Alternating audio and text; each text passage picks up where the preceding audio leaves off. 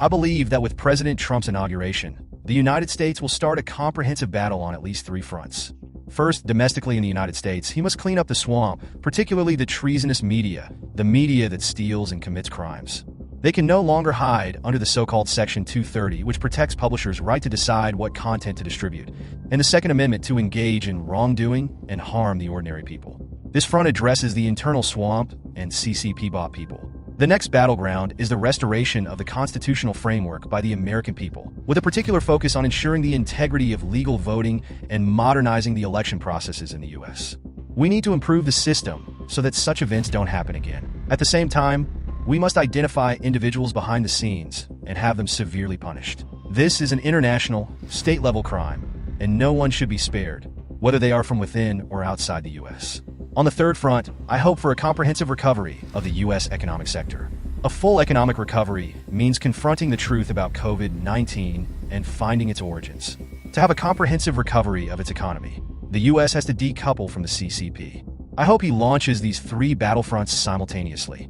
Another issue is that I believe after President Trump's inauguration, he will face two of the most pressing questions in the world. Where did COVID-19 come from? We need to uncover the origins of the virus. The U.S. election has been controlled, and the media has been controlled. There has been a collective theft of American democracy and the electoral system, with the aim of gaining control over the U.S. government.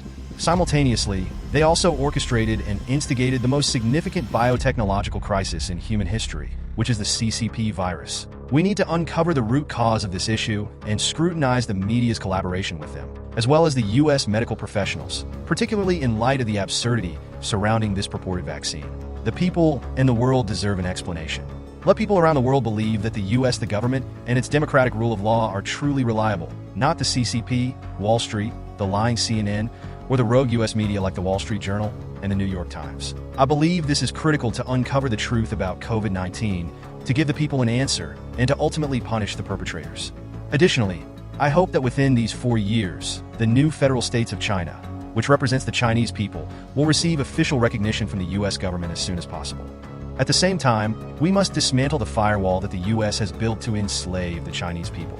We need to rapidly expand and strengthen the entire G-series, such as G-News, G-TV, G-Coin, G-Dollar, and G-Clubs, to make them powerful forces that serve as a bridge of civilization and friendship between the American and Chinese people.